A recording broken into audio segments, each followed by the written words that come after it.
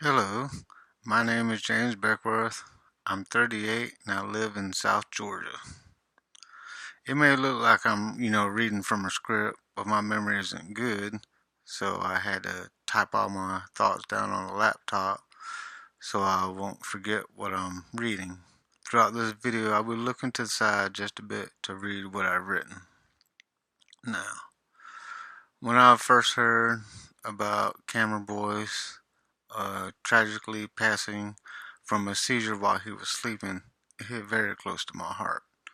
It brought tears to my eyes, and I felt really sad when I heard about it. Me, I've had seizures for 23 years and have had seizures while sleeping.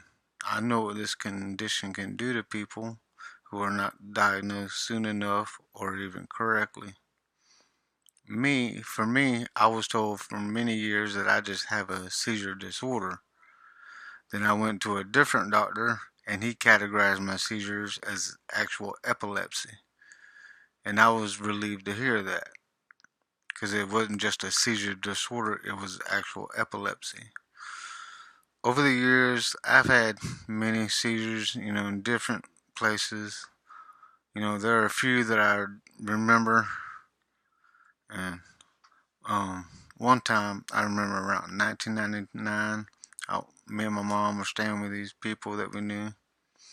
I took a very, very small bite from a really hot pepper, not knowing what kind it was, and then I had a seizure so bad that it stopped my heart. Luckily, I only remember the moments before and then nothing but blackness until after I woke up. Um, Luckily, there was someone there, with my mom, and he performed CPR on me at first, and it didn't quite work. So he pounded on my chest until I came back, and I'm lucky to be alive because of him, which I am very, glad about. Another time back in around 2000, 2001, I was with my dad. We were, riding around. We went to a convenience store to get something to drink. I got out of the truck, and now that I think about it more, it's likely that my brain didn't compute how close I was to the truck. When I got out, I closed the door. My left thumb got caught in the door, and it clicked both times, and it gashed my thumb, pretty good bit. Now, if you can see it right there, a little white scar, it goes from my thumb, from my fingernail across my thumb.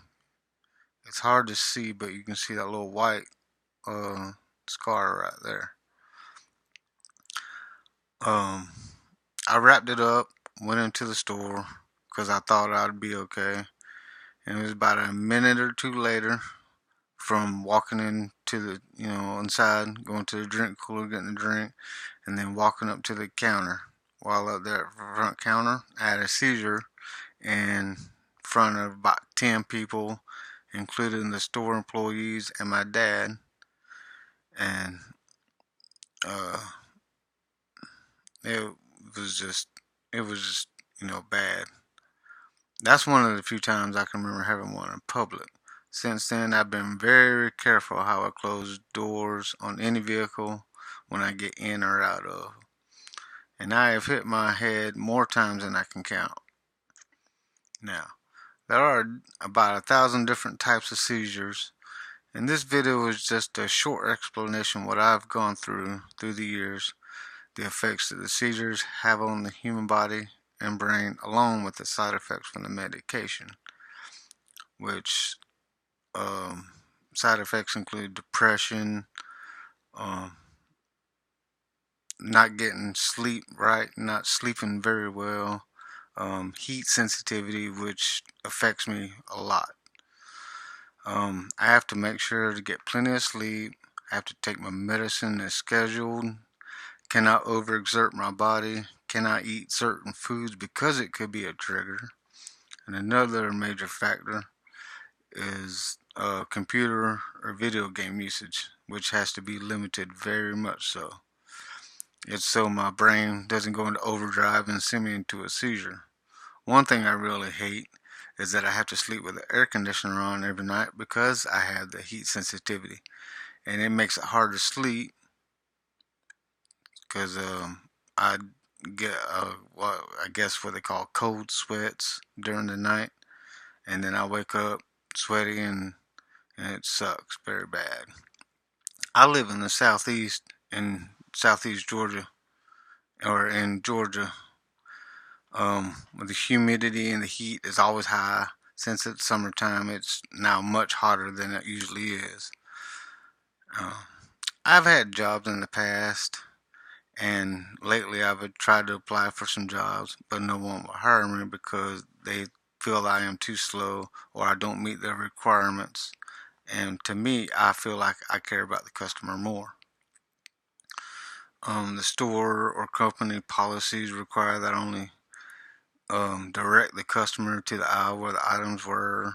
Not going to name names, but the last place I worked for, the corporate offices for the company, is located on Volvo Parkway in Chesapeake, Virginia. And you can get household and different food items for only $1 a piece in their stores.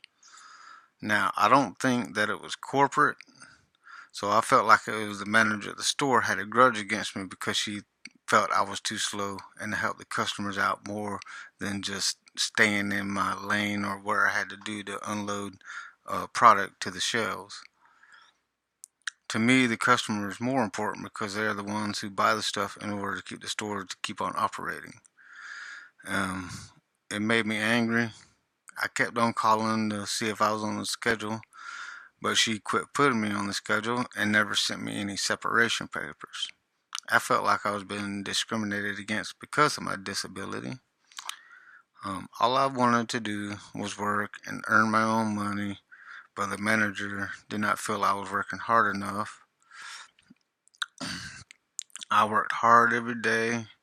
I was working hard enough to, to the standards they wanted me to, but I wasn't supposed to be picking up anything heavier than 50 pounds, but I always did so I could keep that paycheck coming in.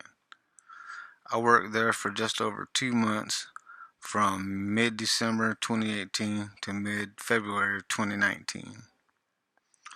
Now, people, epilepsy is nothing to mess around with, and now I have no job, no way of bringing in my own money. I want to support myself and help my mom out so she won't be overstretched for the little check she gets. I feel like a burden on my mom because she is who I'm staying with. If I was working, it wouldn't be so bad, but now she has to pay for my medicine, my doctor visits. She is on disability, and so I'm taking her money that she can use on the household bills here, her medical bills, or her own medication, her medicines that she has to take, and she has to take a lot more than me. Now, people, this has to be fixed. I mean, it really has to be fixed. Oh, all right. Do not, and I say do not forget the loved ones in your life that have to deal with epilepsy or seizure disorder, because it just is debilitating for those that have it. This video is for Cameron Boyce's family. Stay strong and remember your son. He was a great kid. Thank you, everyone. Bye.